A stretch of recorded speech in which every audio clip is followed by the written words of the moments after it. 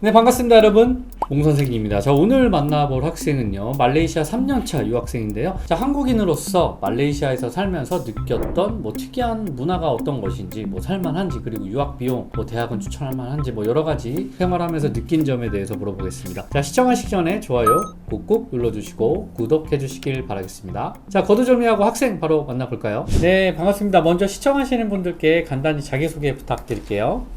네, 안녕하세요. 저는 19년도부터 22년도까지 약 3년 동안 말레이시아 쿠알라룸푸르에 거주했던 한정원입니다. 네, 너무너무 반갑습니다. 이렇게 참여해 주셔서 정말 감사드리고요. 오랫동안 거주하신 만큼 많은 경험담 들려주실 수 있을 것 같네요. 네, 한국 학생들에게 도움이 될 만한 정보들을 조금이라도 나누었으면 좋겠어요. 네, 알겠습니다. 그럼 바로 질문 시작해 보겠습니다. 자, 먼저 첫 번째 질문인데요.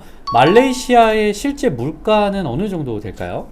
말레이시아 물가는 전체적으로 보면 한국 물가의 한 80% 정도로 생각하시면 되는데요.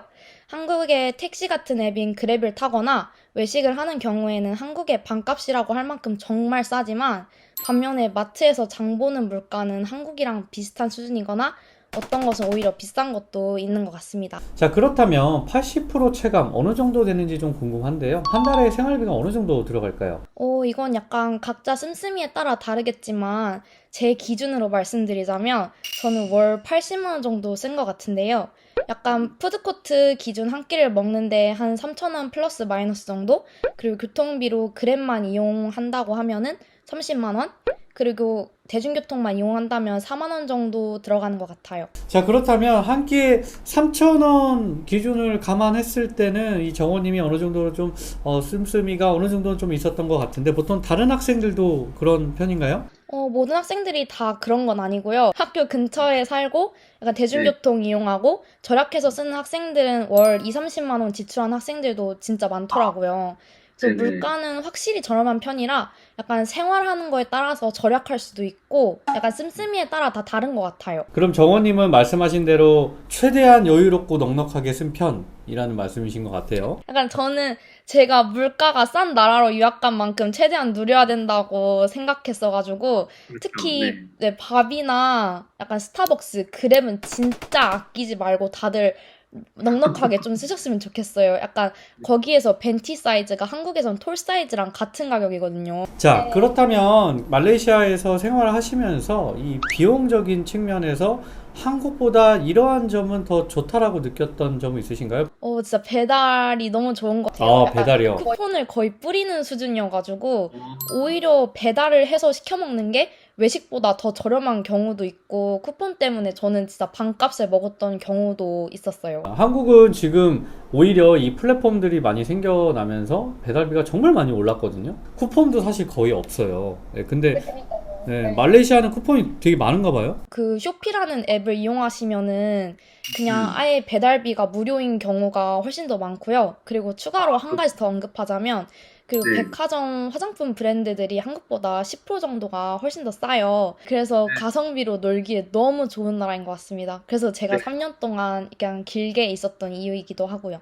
아무튼 뭐 물가적으로 여러 가지 말씀을 해주셨는데 뭐 말레이시아 물가는 저렴해서 뭐 여행이든 유학이든 뭐 비용적으로는 크게 부담되지 않는 것은 사실인 것 같습니다. 자, 그럼 바로 두 번째 질문 들어가겠습니다. 말레이시아에서 거주하시면서 특이했던 문화가 있을까요? 가장 특이했던 점이 말레이시아에 인도계, 말레이계, 중국계 이렇게 크게 세 인종이 있는데요.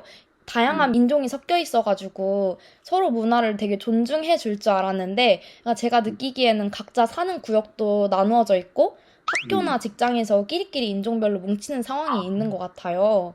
네, 그래서 저는 생활하면서 서로 혹시 싫어하는 건 아닌가 약간 이런 생각도 들었었어요. 아무래도 뭐 종교적인 이슈도 있을 거고요. 그리고 음식도 먹는 것도 다르고 뭐 생활 습관이나 뭐 가치관이 차이가 있다 보니까 발생되는 문제인 것 같아요.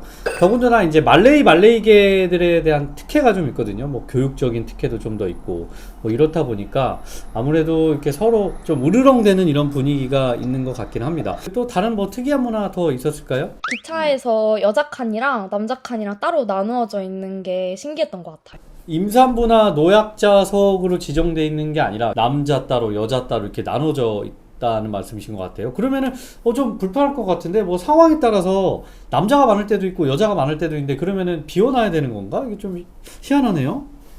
실제로도 그렇구나. 남자 칸, 여자 칸 이렇게 따로 나누어서 앉아야 되고 약간 네. 한국에 여자 전용 주차가 있는 거랑 비슷한 개념이라고 생각하시면 될 것 같아요. 그래서 저도 처음에 진짜 뭣도 모르고 남자인 친구랑 이제 같이 가서 앉았다가 아주머니한테 되게 혼났거든요.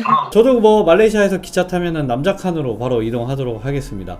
자, 정원이 혹시 그 외에 좀 더 기억나는 일은 없으신가요? 기억나는 건 제가 거기서 운전하면서 약간 운전 매너가 좋았다는 게 기억에 남는데요. 말레이시아에서는 차선 바꿀 때 진짜 90%가 다 양보해주고 거기는 되게 여유롭고 되게 좀 그런 거에 대해서 관대한 분위기인 것 같고요. 근데 되게 네. 반면에 또 집에서 인테리어 공사할 때 보통 한국에서 엘리베이터에 이렇게 공지를 붙여놓잖아요. 그렇죠. 거기서는 되게 자비 없이 약간 공사를 해가지고 제가 아침에 일어난 네. 경우가 한두 번이 아니거든요. 어떤 면에서는 좀 매너가 좋고 어떤 면에서는 뭐 너무나도 관대한 것 같다는 말씀이신 것 같아요. 마지막으로 딱 한 가지만 질문만 더 드릴게요. 말레이시아 대학을 다니셨었는데 한국 학생들에게 이 말레이시아 대학 추천할 수 있으실까요?